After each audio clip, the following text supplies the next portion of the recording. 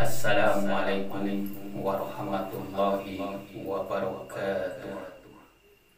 Salam merdeka dari Sabang sampai Merauke. Salam damai seluruh bangsa Indonesia. Salam damai nasional internasional. Pertama-tama saya sampaikan salam kepada PBB, Perserikatan Bangsa-Bangsa. Salam kepada Gedung Putih Amerika Serikat. Salam kepada seluruh dunia internasional. Juga tak lupa salam kepada pemerintah Republik Indonesia dari tingkat pusat sampai bawah, juga kepada Tentara Nasional Indonesia. Salam juga kepada Polri, Polisi Republik Indonesia. Dan salam juga kepada seluruh umat beragama, dan salam juga kepada seluruh rakyat bangsa Indonesia dari Sabang sampai Merauke. Salam merdeka, salam merdeka, salam merdeka, salam damai, salam damai, salam damai menuju Indonesia baru. Saudaraku sebangsa setanah air, dunia internasional.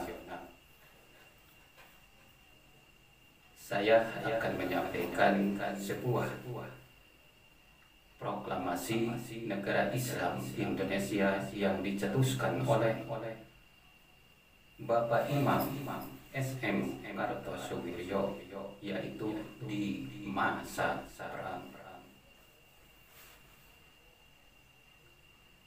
Mengenai proklamasi negara Islam Indonesia 7 Agustus 1949,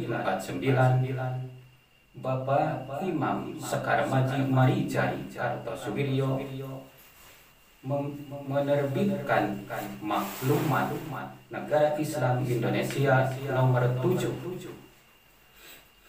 Maklumat itu berisi tentang pengesahan berdirinya Darul Islam, Tentara Islam, Negara Islam Indonesia.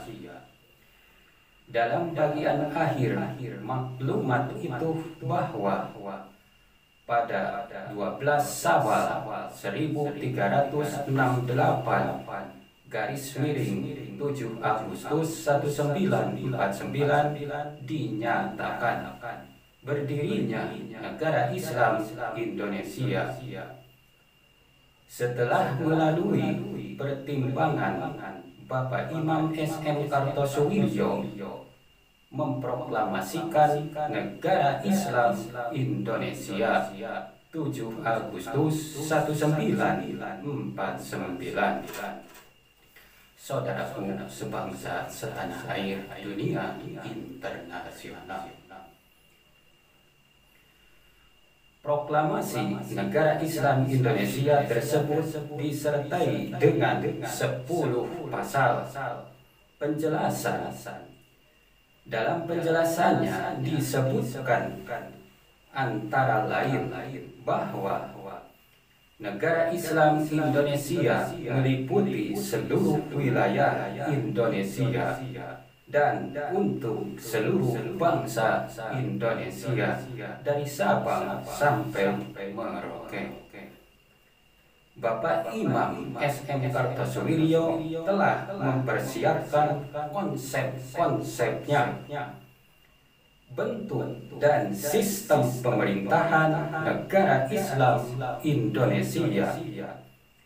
Adapun susunan Dewan Imamah Negara Islam Indonesia adalah sebagai berikut. 1. Imam Panglima tertinggi Kuasa usaha Bapak Imam S.M. Kartosuwiryo. 2. Wakil Imam Komandan Divisi Bapak Kamran. 3. Menteri Dalam Negeri Bapak Sanusi Partawijaya. 4. Menteri Penerangan Bapak Toha Arsad. 5. Menteri Keuangan Bapak Udin Kartasasmita. 6. Menteri Pertahanan Bapak Raden Oni. 7. Menteri Kehakiman Bapak Kiai Haji Ghazali Tusi. Saudaraku sebangsa setanah air, itu mengenai konsep susunan negara Islam Indonesia. Selanjutnya,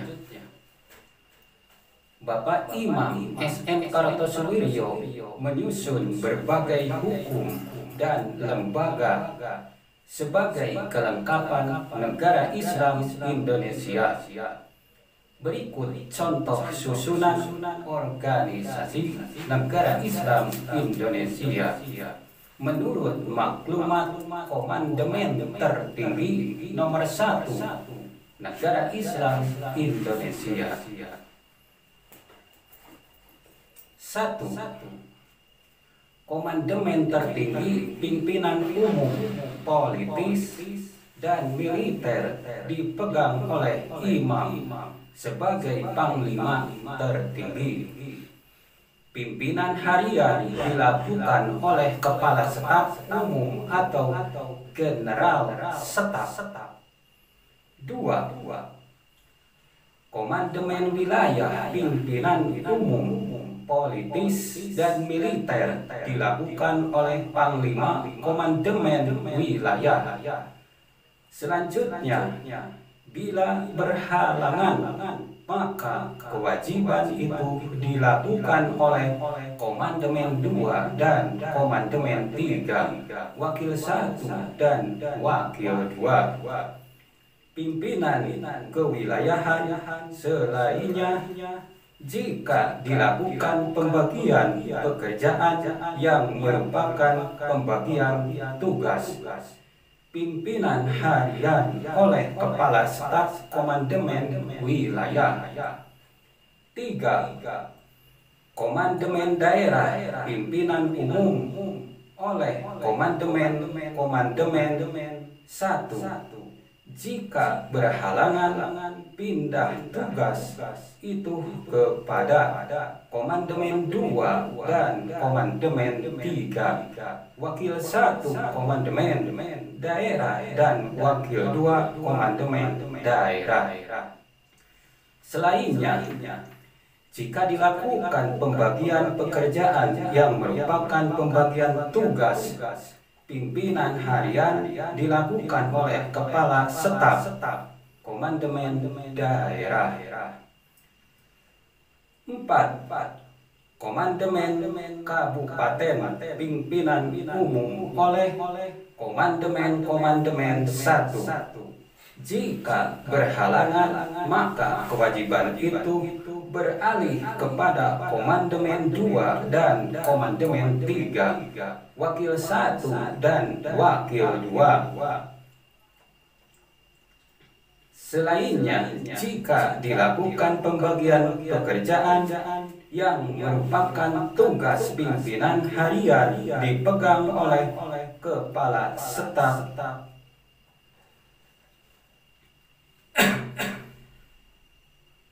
5. Komandemen Kecamatan Pimpinan Umum oleh Komandemen 1 atau Komandemen 2, Wakil Komandemen Kecamatan Pimpinan Harian oleh Kepala Staf Komandemen Kecamatan. Untuk melengkapi administrasi kenegaraan, maka Negara Islam Indonesia menetapkan administrasi keuangan negara guna menstabilkan pemerintahan yang sesuai dengan keadaan perang. Karena NII lahir dan hukum NII diberlakukan dalam keadaan perang melawan penjajah Belanda dan antek-anteknya. Itu mengenai proklamasi NII dan penyusunan hukum dan lembaga kelengkapan negara Islam Indonesia. Saudaraku sebangsa setanah air, dunia internasional. Selanjutnya mengenai persetujuan Linggarjati 10 November 1946 di naskah persetujuan Linggarjati ditandatangani pihak Republik oleh Bung Karno dan Belanda pada 25 Maret 1947. Berikut pokok-pokok persetujuan tersebut. 1. Belanda mengakui secara de facto Republik Indonesia dengan wilayah kekuasaan yang meliputi Sumatera, Jawa, dan Madura. Belanda harus meninggalkan wilayah de facto paling lambat 1 Januari 1949. 2. RI dan Belanda akan bekerja sama dalam membentuk negara Indonesia Serikat dengan nama RIS, yang salah satu bagiannya adalah RI. 3. Republik Indonesia Serikat dan Belanda akan membentuk Uni Indonesia Belanda dengan Ratu Belanda sebagai ketuanya. Itu mengenai isi perjanjian Linggarjati. Selanjutnya mengenai ultimatum Belanda. Pada 27 Mei 1947, Belanda mengirimkan nota ultimatum yang harus dijawab dalam 14 hari, yaitu 1. Membentuk pemerintahan ad interim bersama. 2.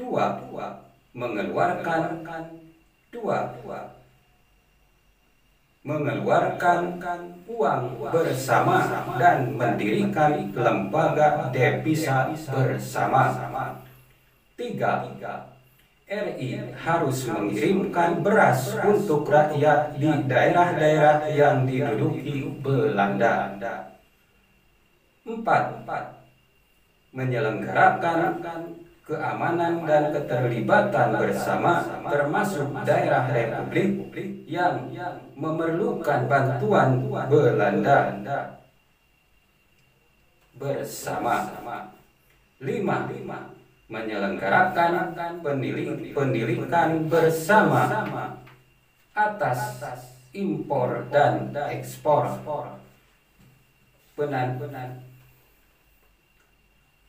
Perdana Menteri Syahrir menyatakan kesediaan untuk mengenai kedaulatan Belanda. Saudaraku sebangsa setanah air, dunia internasional, itu mengenai perjanjian Linggarjati.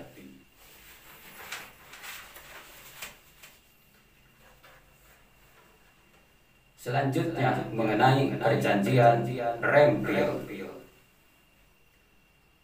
Agresi militer 1 secara resmi berakhir 4 Agustus 1947. Namun, menurut Komisi Pengawas yang terdiri atas konsul beberapa negara, Belanda terus memperluas wilayahnya. 27 Oktober 1947, Dewan Keamanan PBB membentuk Komisi Tiga Negara KTN yang terdiri atas Australia, Belgia, dan Amerika Serikat. Komisi ini bertugas mengawasi pelaksanaan gencatan senjata mulai tanggal tersebut. Akibat desakan internasional, RI dan Belanda kembali harus berunding. KTN mengusulkan agar diadakan perundingan di tempat netral. Diadakanlah perundingan tersebut di atas kapal USA Renville milik Amerika Serikat. Namun perjanjian yang dikenal sebagai perjanjian Renville ini sungguh merugikan Indonesia. Belanda tidak perlu melepas wilayah yang telah direbut, sedangkan pasukan RI harus mengosongkan kantung gerilya dan di wilayah Republik yang tersisa akan diadakan pungutan suara. RI harus menarik tentaranya dari banyak daerah yang berada di garis Panmung, termasuk Jawa Barat. Dengan demikian wilayah RI bertambah kecil dan terjepit. Saudaraku sebangsa setanah air, dunia internasional. Tembak menembak terus terjadi. Belanda memberi ultimatum agar RI mengosongkan daerah-daerah kantong RI dan menjalankan blokade ekonomi.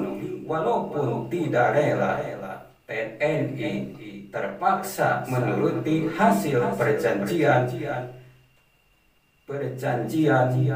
Renville, meninggalkan daerah-daerah gerilyanya yang berada di garis belakang Panmung. Saudaraku sebangsa setanah air, dunia internasional, itu mengenai perjalanan sejarah kemerdekaan Indonesia. Selanjutnya, saya menyampaikan atas nama Khalifah Dunia kepada yang terhormat Bapak Dewan Keamanan PBB untuk segera mengumumkan satu Khalifah Dunia, yaitu Bapak Dr. Anas Haji Sensen Komara sebagai Khalifah Dunia, Imam dua kiblat, utusan Allah, dan mengumumkan yaitu negara Islam Indonesia kepada halayak dunia internasional. Kalau ini terlambat, maka ajab Allah akan segera turun. Wallahu a'lam, hanya Allah lah yang tahu. Karena ini sudah disampaikan dan sudah diperingatkan oleh Khalifah Dunia dengan melalui saya bertiga. Mari kita renungi sebuah ayat Al-Quran Al-Isra mengenai akan datangnya seorang Rasul atau turunnya ajab. A'udzubillahi minasyaitonir rajim. Wa ma kunna mu'addibina hatta nab'asha rasulah. Artinya, dan kami tidak akan mengajar sebelum kami mengutus seorang Rasul. Al-Isra ayat 15. Ajab Allah itu akan datang kepada sebuah bangsa apabila telah datang seorang Rasul yang telah memberikan peringatan. Telah datang seorang Rasul yang memberikan peringatan dan peringatan itu ditolak. Dengan demikian, suatu negeri tidak akan diajar jika belum datang seorang Rasul ke negeri tersebut. Juga diperkuat oleh ayat yang lainnya. A'udzubillahi minasyaitonir rajim. Wa ma kana rabbuka muhlikat al-qura hatta yab'asha fi ummiha rasulan yatslu alaihim ayatina wa ma kunna mukhliki al-qura ila wa ahluha dolimuna. Artinya, dan tidaklah Tuhanmu membinasakan kota-kota negeri sebelum dia mengutus ke ibu kota pemimpin negeri itu seorang Rasul yang membacakan ayat-ayat kami kepada mereka, dan tidak pernah pula kami membinasakan kota-kota negeri kecuali penduduknya dalam keadaan melakukan kezaliman. Al-Qasas ayat 59. Dalam ayat-ayat tersebut Al-Quran bahwa Allah tidak akan menghancurkan suatu negeri sebelum Allah mengutus seorang Rasul ke ibu kota negeri tersebut. Jelaslah kalimat seorang Rasul yang datang ke ibu kota negeri berarti ada seorang Rasul yang datang ke ibu kota negeri tersebut. Seperti Nabi Musa datang ke Fir'aun dalam bentuk wujud fisik yang nyata sebagai manusia yang memberikan peringatan, tetapi peringatan itu ditolaknya. Dan karena penolakan terhadap Rasul Allah, maka negerinya menjadi hancur atau diajak.